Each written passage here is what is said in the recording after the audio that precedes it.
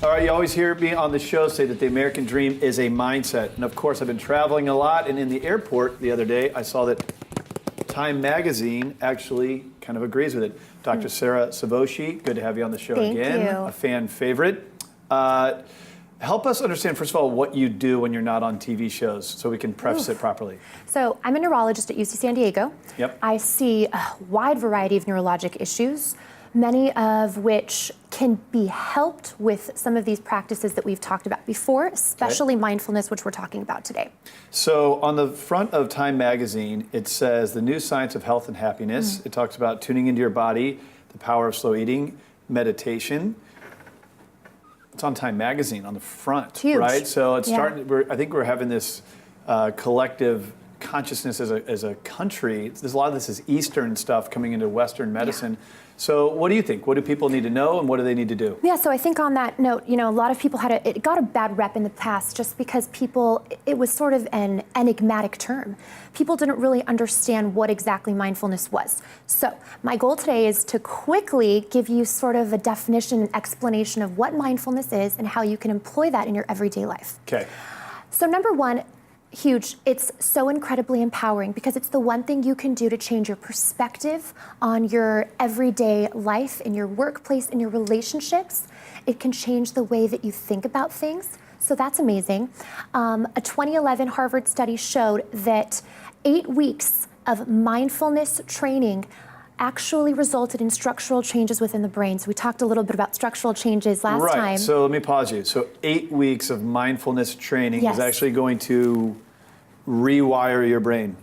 So quickly, like give me an example of the training. Yeah, so the mindfulness training, which I'm going to talk about in a second, but it actually resulted in a decrease in neuronal density of the amygdala, which has really important implications in stress and anxiety. So functional changes, really exciting, can actually change your brain. So there's a physical change that actually happens from doing this stuff. It's not just go out and take a gratitude walk and feel happier. It actually, when you do these things, you'll actually start to rewire your neurological structure. Exactly. I try and say it as smart as you. It's hard, but I try. But keep going. All right. So I want to bring up a scenario just so that we can put this into perspective and give you an example. Okay. I'm gonna do a social example because obviously we all have issues that come up in our everyday work lives or lives in general. But let's just give an example of you being invited to a party. Me? You or being invited. You. It's kind of hard using you as an example because you're such a social butterfly. I don't think you'd have a problem like this. Okay. But to the rest of us, if you were invited, let's just imagine to a party where you didn't know anyone. You only knew the host. Okay. And you already had some trepidation about going and you're like, oh God, I don't know anyone.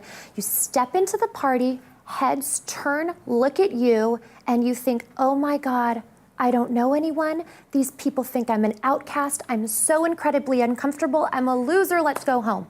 Sure. Okay, so everybody's had that, right? Everyone knows that feeling. I think so. I think so. But what mindfulness can do in a scenario like that and in many others is sort of program your perspective on situations and give you a different light on things to where you feel as though I'm catastrophizing things. These thoughts that are coming into my mind right now are incorrect. And they're just thoughts. They're just thoughts that need to be reprogrammed. That's really the crux of cognitive behavioral therapy. Okay, so reprogram, since we're a little limited on time, what would be some quick bits of advice you would give to anyone who wants to start that reprogramming process? Sure. So really nice tips that you can use every single day. Number one is practicing the 2 feet, 1 breath. So you stand with both feet on the ground. For 5 seconds, you engage in deep breathing. Deep breathing, just focusing on the sensation of breathing, nothing else. Number 2, you're going to use the I am aware phrase. Okay. I'm aware of how I'm feeling right now. I'm aware that I'm feeling uncomfortable, but I'm also aware that this is an irrational thought.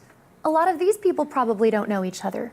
Or in a work situation, maybe that person I'm going to meet with is sort of nervous about meeting with me. I am worth something. My job is meaningful.